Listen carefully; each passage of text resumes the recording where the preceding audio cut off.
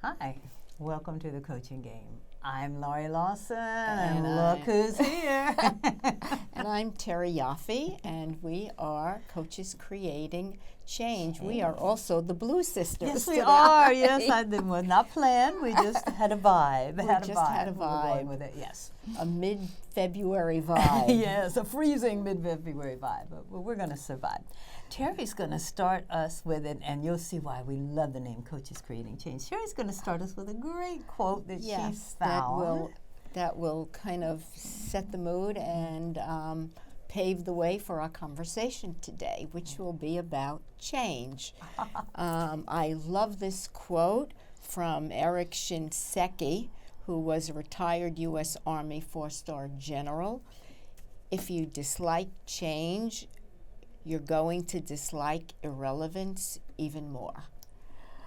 That's hard-hitting. Big sigh. And yeah. And so what got us starting about that, and we talk about change because naturally we want to, help coaches create change, and we want to create our own change for ourselves and for our clients.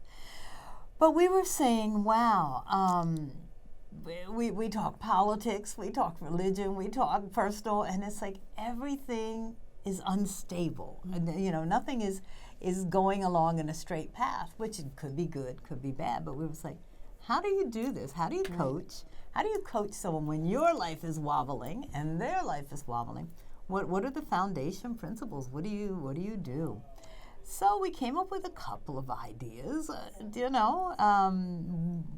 Want to start? Sure. So we're living in, and I'm sure you've heard VUCA, V-U-C-A world, which is volatile, uncertain, complex, and ambiguous. I actually heard that expression, and this whole conversation has been going on for a number of years. I actually heard it at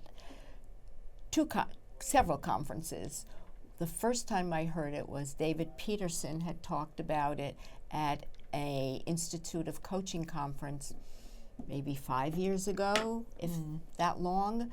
And every conference I have gone to, it has been reiterated about disruption and change, and how do our clients really fit in to this whole notion of disruption and chaos and change, which is taking place globally, country, and ourselves, and in the business world. And that's the question. How do clients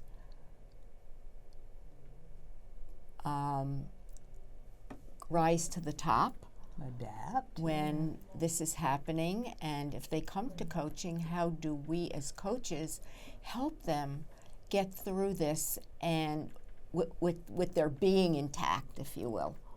I think and when I started coaching, and Terry and I started coaching around about the same time, which was way back when, it was like, okay, here are some really great, cool tools and skills and everything. And what you're going to do, your client's going to start here, and they're going to reach here, and you're going to help them get there. And it was like, yeah, and we assume they started from a stable or even unstable, where you get that itchy feeling like something's not right. But they started there, and then they moved forward. Now the path is like, whoa, and it goes wherever it may go. Right. And in addition, we're dealing with changes that come in all the time also. So Terry wrote something, what was it, 5 years ago? A long time So ago. that's a I lot. did a blog called Dancing on Shifting Sands, which That's at so that point had expressive, nothing yeah. to do with, what's happening today.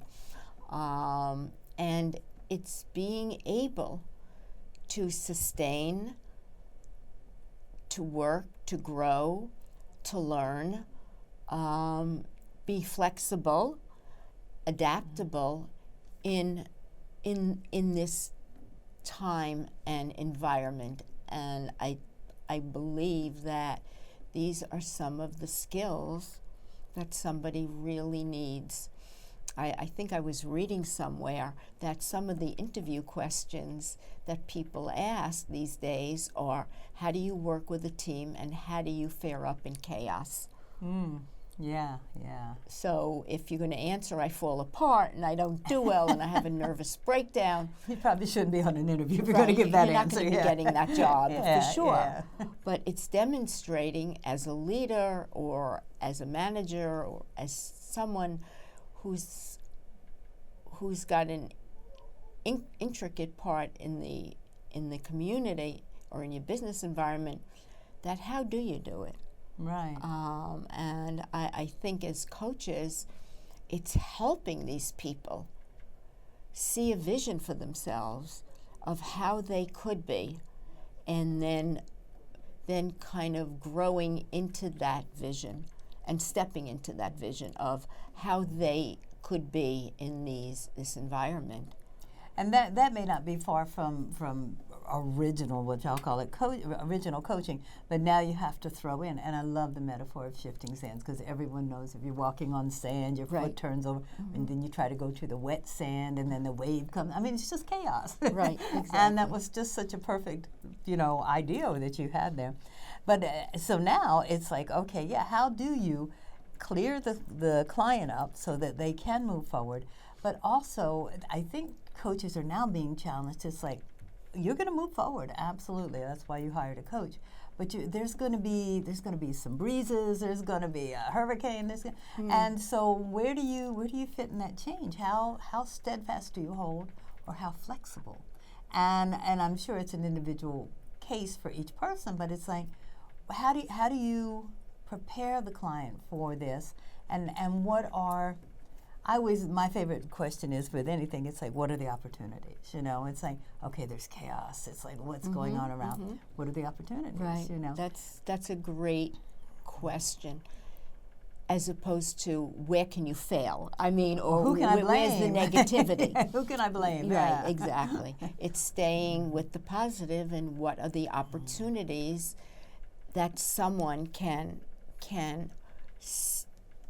see for themselves, and also dig deep to find the courage to withstand it. Because Laurie and I were talking about, when there is this chaos and there is no steady ground, these are all metaphors, of course. Right. It's about vulnerability. And, Brené Brown talks volumes in books about beautifully. It talks beautifully, yes. About vulnerability and being willing to ride the wave and grow from it. So, what are some questions? One is, what are the opportunities and really kind of tease that out for a client, so they get to really see whatever it is for them. And, one is, what is your vision for how you could be in this situation, and have them kind of lean into who they see and what would it take. Helping them get a clearer vision, because that's all about what coaching's all about too. It's like, okay, what is your vision?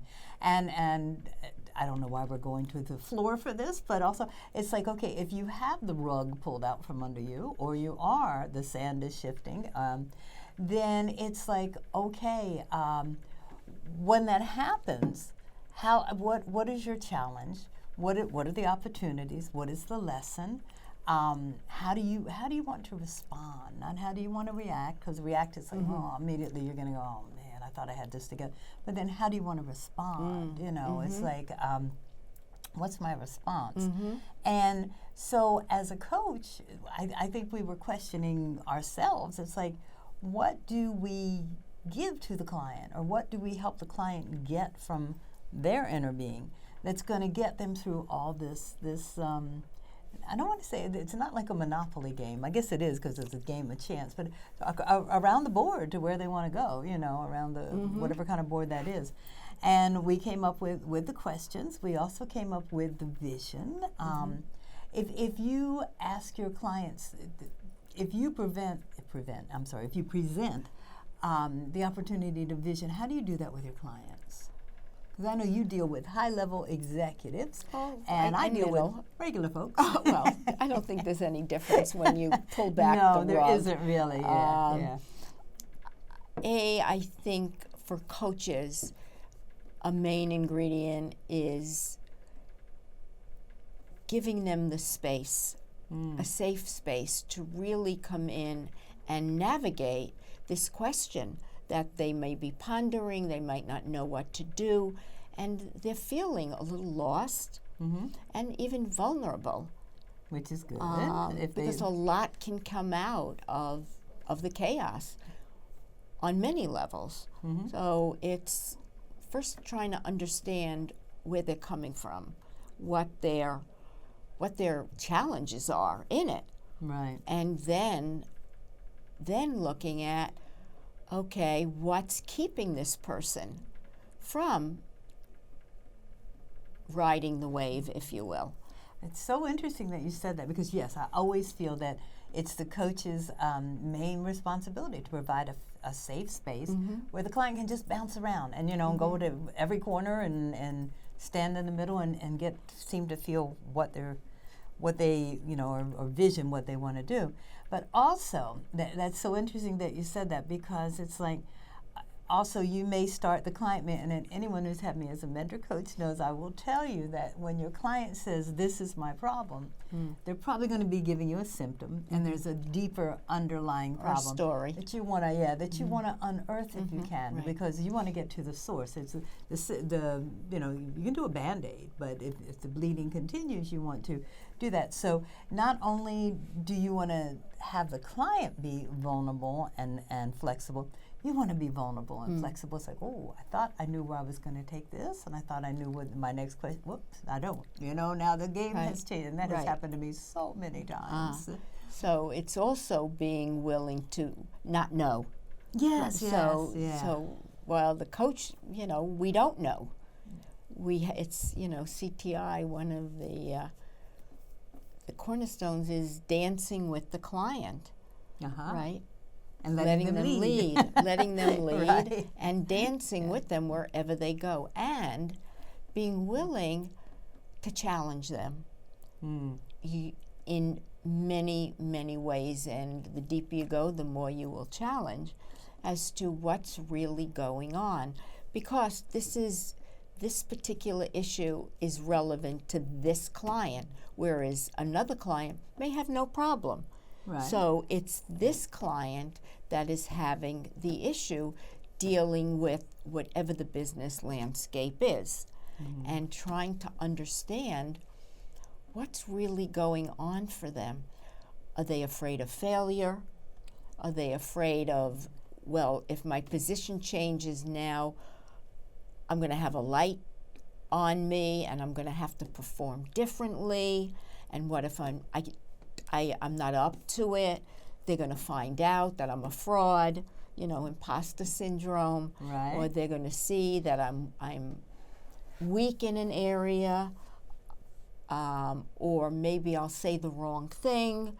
So it comes down to self-confidence in a lot of ways, and self-worth, because when people are cozy and comfy, there's not a lot to prove.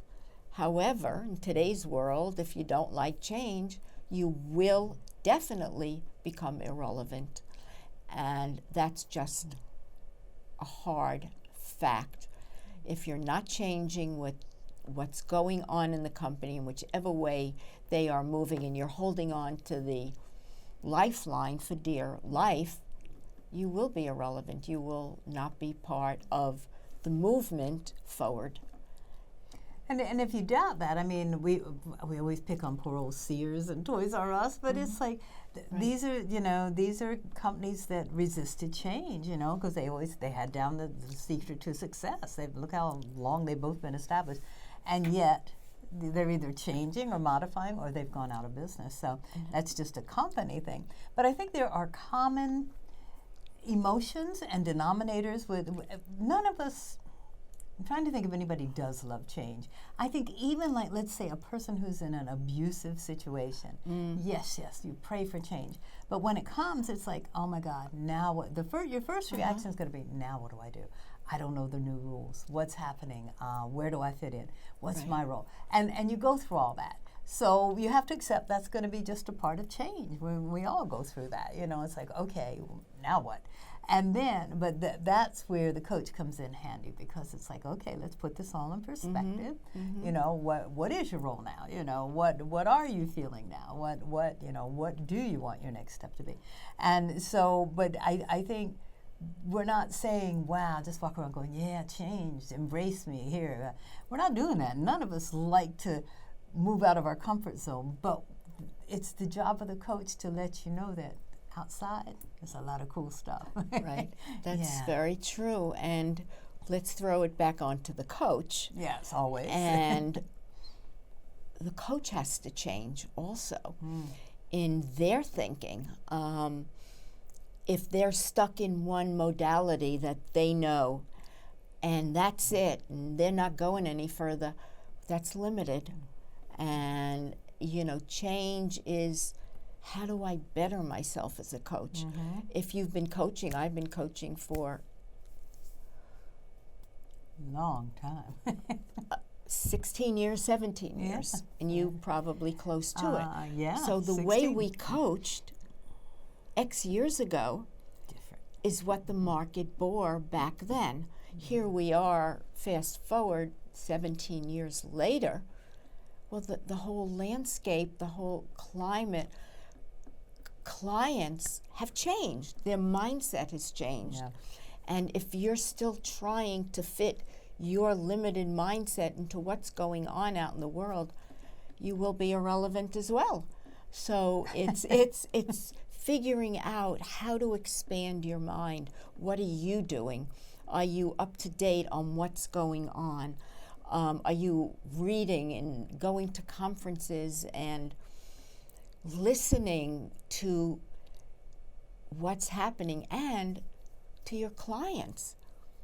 And so you as well, it's kind of they're changing. Well, you also have to change. And how are you doing that?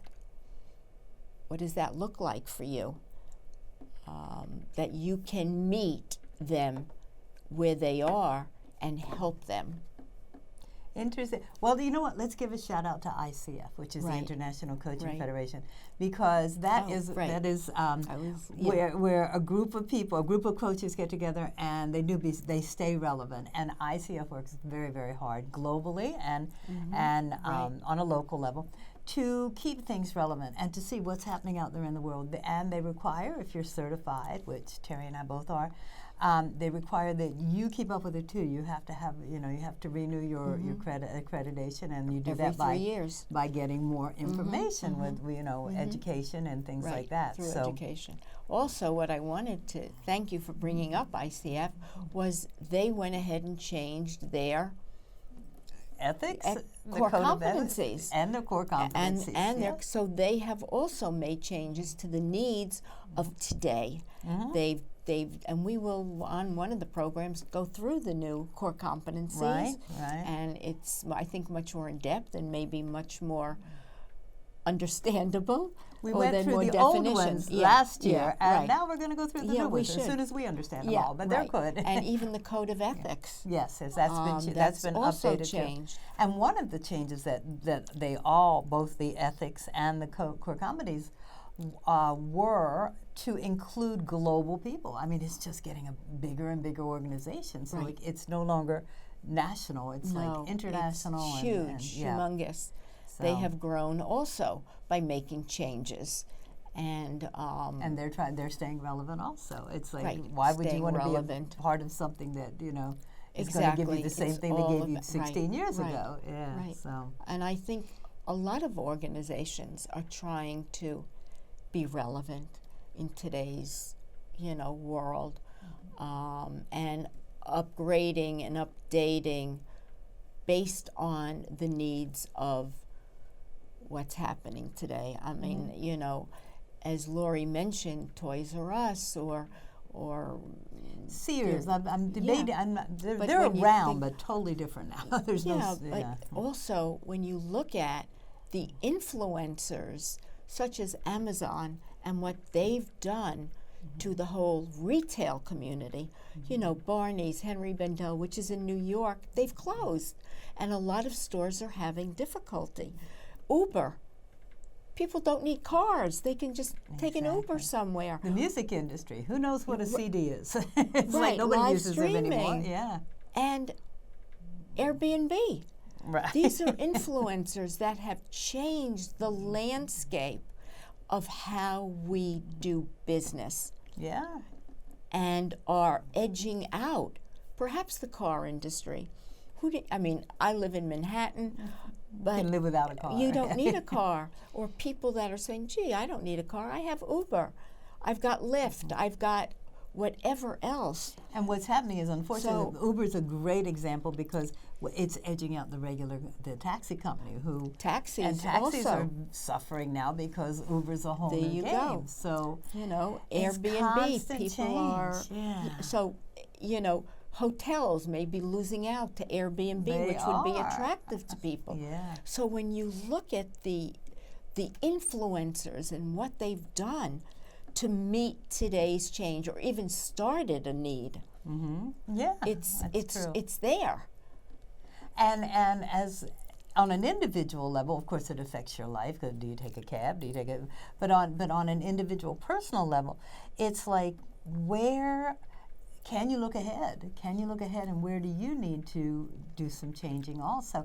It's interesting that you said coaches have to go through that also, because when I started out, it was like, oh, I'm going to be a life coach, and I'm going to do this, and I'm going to do that.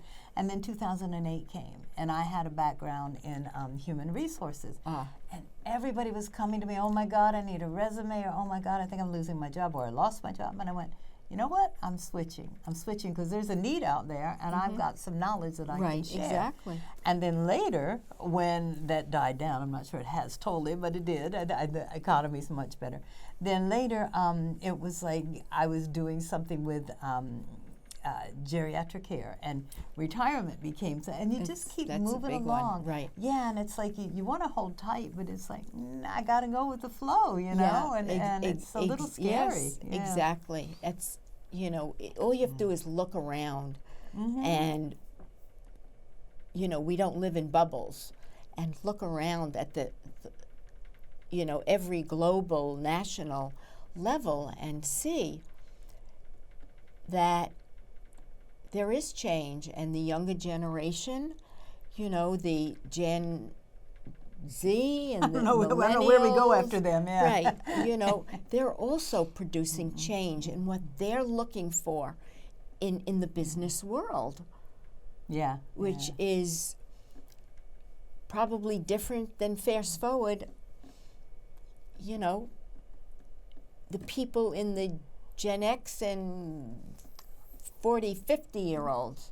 Definitely. The boomers are retiring. The boomers are retiring. So Right. whatever thoughts they had, it's not irrelevant, but it's a foundation on which the others can build. It's like you move along, and it's and one way you can do that is like if you start realizing, oh, I need something, I need something, and nobody's out there and nobody has it.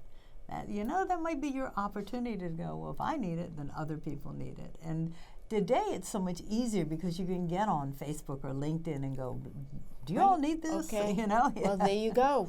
Facebook, We didn't have that. LinkedIn. Total You different. can find anything you want on somebody, assuming they're on a LinkedIn. Yeah. There's not a lot of privacy No. anymore. So anyway, getting back to the whole idea of change, Right. it's happening everywhere. It is, and I think you do want to embrace it. You want to embrace it with caution. I think it's like you don't want to be blowing in the wind, oh, this way, and then I'm going this way. You want to, and I think the way you do that is you have, like Terry said earlier, you have a clear vision of who you are, Right. and what you want, and then it's like, okay, this is how I used to get this. This might be how I'm going to get it now. But you want to keep in mind, who am I? What do I really want? And it's that's the hard thing to do. But I think coaches have to keep that in mind too. What are we really there for? And it may be that originally we were there to say, okay, you're here, here's your goal, let's move forward. Now I think the role has expanded. It's like, how do you deal with all the craziness in between here and there? Coaching has, I was just thinking, from the beginning where it was more question answer. You asked the question as a Right. coach, and the client answered it, and then you asked another question. Now, most clients want partners. They want strategic partners. They don't want a question man. Right. They right. want partners to help them figure it out. Some even, I don't know about giving answers, but coming up with solutions, right? So the whole landscape of coaching and how we interact with clients is so different. That's another change that is there. And if, as a coach, if you're still stuck in, well, I'm going to ask a question, they're going to give me an answer, and then I'm going to, that becomes irrelevant. Because that's not what they want any longer. And more kudos for ICF, because that is a lot of the changes in the core competencies. It stresses partnership. You that's partner what I with say. a client, right, and to see how they want the session to go, to what they want, and you're constantly, and to see, are they pleased with how the session's going? You just keep partnering with the client. Right. And it's so good because you don't have to read their mind. It's like you ask them, Right. where do you want to go now? Right, you know, right. do you want to What's deal on with your this? mind? What do you yeah, want? exactly. You know. Rather than, you're right, of course, I never like that. Even Yeah, from the get-go, I it's like, know, I no. know. And then you tell people, you have all the answers. No, Yeah, we don't together we're have going to have the at answers. all. They Don't worry think we about have it. the answers, Yeah. but we don't. No, or you tell them you have all the answers. Right, Then right. why are they talking to you? Right. so Well, they it's a just have, they partnership. might have it, but it's buried, and they gotta just have dig to it out. dig Gotta it out dig of it them out, as yeah. well. So this is Coaches Creating Change, and we want to talk about topics that are relevant and on everybody's minds Yeah. this year. And I think the way we're going to, Terry has already reached out to ICF and said, what's relevant out there? So we have a couple of ideas We there. do. Plus a couple of ideas for speakers who could come and Right, talk with us, exactly. which is so fantastic. Yeah. And then just in our worlds, we're going to, we talk back and forth, but we're going to keep finding out. It's like, well, what are your clients asking for, and what Right. what do I personally need? I know I have some things that I'm working on this year, and I'm sure you Right. do too. And it's like, and that's how we're all going to stay relevant. And Right. and it's like, but I think what we really we decided this program should be about, and when we started it 2 years ago, was helping people deal with all this chaos. I'll say chaos, but not in a bad way, to the change.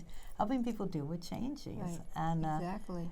giving them what we see and getting from other people what they see. So with that, we are almost out of time. Hard to believe. I know, And but we will be back. We will. Thank you so much for joining us, and we look forward to seeing you next month. Go out Take there and care. change. Take care.